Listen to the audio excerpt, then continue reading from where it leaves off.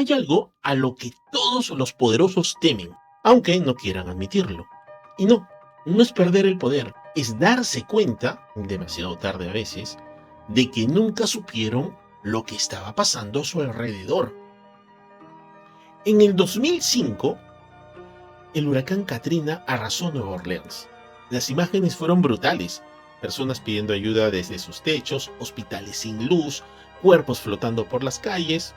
¿Y qué dijo el presidente George Bush en aquel entonces? Dijo algo impactante. Dijo que no sabía la magnitud del desastre. Pero los reportes estaban, los técnicos sabían, los funcionarios locales también. Simplemente la información no llegó donde tenía que llegar, o llegó y no fue escuchada. En el 2015, Volkswagen fue arrastrada por uno de los mayores escándalos de fraude ambiental en el mundo. Los ingenieros habían manipulado los datos de emisiones de millones de vehículos. Los directivos alegaron que desconocían totalmente esas acciones, pero todo el sistema interno premiaba los resultados rápidos y castigaba al que dijera, no, eso está mal, no, tenemos que corregir eso. No, aquellas voces que iban en contra de lo estipulado, pues eran castigados. Y bueno, cuando nadie quiere ser portador de malas noticias, el engaño se vuelve cultura. Y si miramos más atrás todavía, encontramos el caso Kodak. Probablemente algunos de ustedes ya lo hayan escuchado. Y sí, me refiero a la misma empresa que dominaba la fotografía en el siglo XX. En los años 90, ellos mismos inventaron la cámara digital, por si no lo sabían. ¿Pero qué pasó? La archivaron. ¿Por qué? Porque su modelo dependía del rollo fotográfico. Ver esa verdad implicaba que iban a cambiar todo. Y bueno, el miedo a cambiar, disfrazado de prudencia, fue al final su sentencia. Más recientemente, en el año 2023, cayó el Silicon Valley Bank. Los analistas internos ya sabían que había un riesgo estructural en este banco, pero callaron. Nadie quería parecer pesimista. Nadie quería frenar el crecimiento. El colapso, pues, llegó como sorpresa para quienes se negaron a ver lo evidente. Entonces, la pregunta no es si estos líderes eran ignorantes. No, esa no es la pregunta. La pregunta más incómoda tendría a ser: ¿qué tan funcional fue esa ignorancia? ¿Qué tan conveniente era no saber? Y aunque no lo crean, hay un nombre para esto. Este es un fenómeno que se repite constantemente desde el poder político y hasta en tu propia vida personal. Y no hablamos solamente de temas administrativos. Podría ser, quizás, una explicación a el por qué algunos jerarcas o de altos mandos dentro de la Iglesia Católica desconocen pues algunos escándalos o no han llegado a sus oídos. Este hecho en concreto se le ha llamado el iceberg de la ignorancia. Sí, es una metáfora muy simple, pero no por eso menos devastadora. En cualquier estructura de poder, como ya hemos visto, empresa, gobierno, instituto religioso, familia, pareja, el que está arriba ve solo una parte pequeña de lo que está ocurriendo.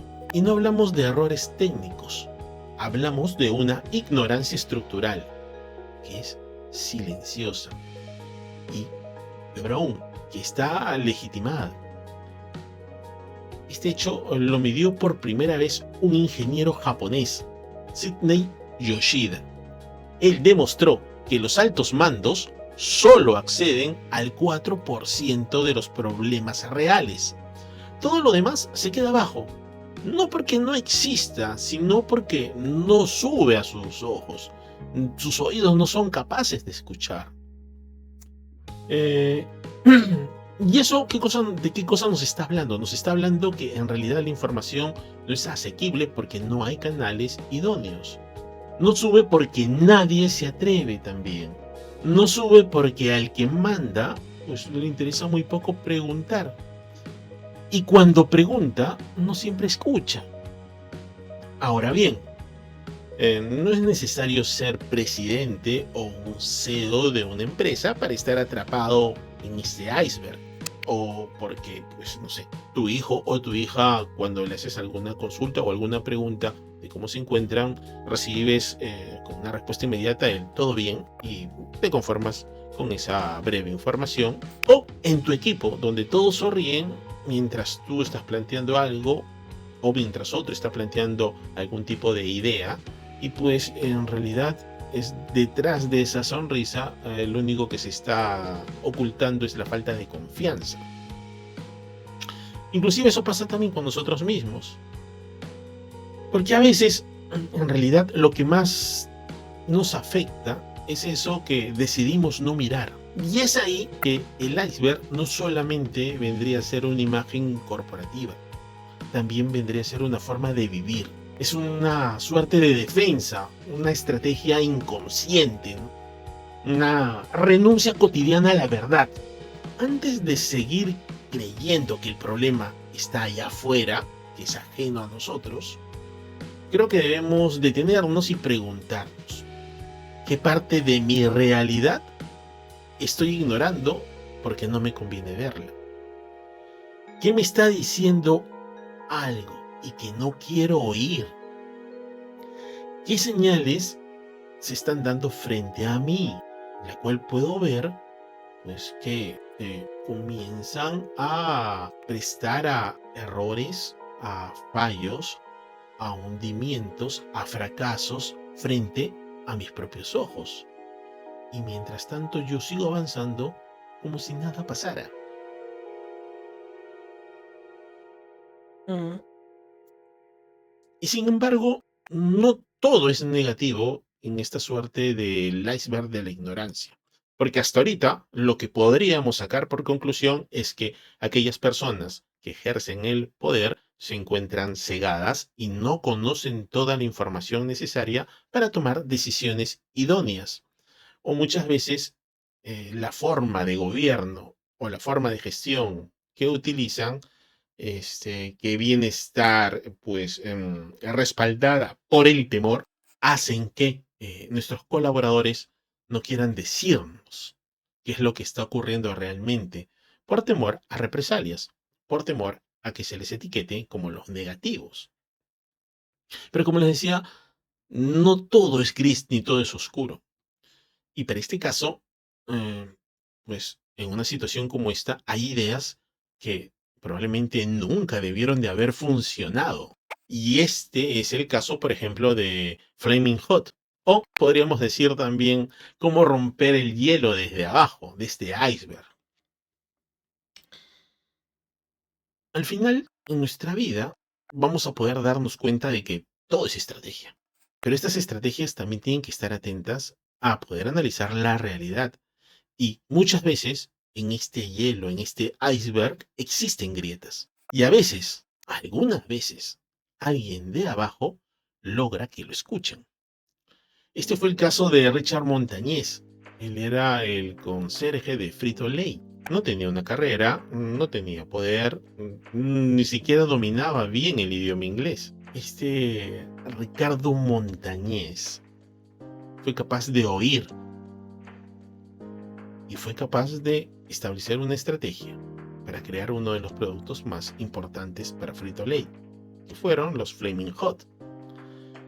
En este caso, Richard Montañez no mandó un mail, no pidió una reunión con buenas intenciones. En su sano juicio, pues sabía que no podía pasar todos los filtros para llegar donde estaban las cabezas que tomaban las decisiones. ¿Qué cosa hizo él? Estudió la manera de cómo hablarle al poder. Aprendió cómo presentar ideas al CEO. Él hizo un prototipo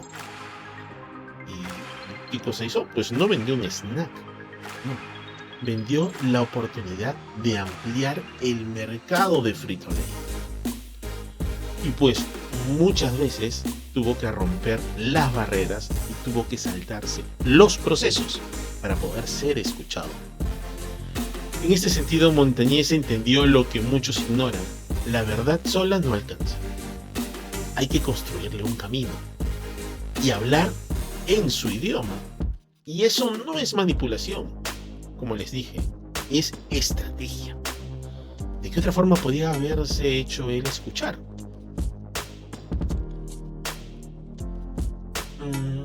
Y es que muchas veces en las empresas o en nuestra propia vida existen una suerte de, podríamos decir, 3 trampas estructurales, silenciosas.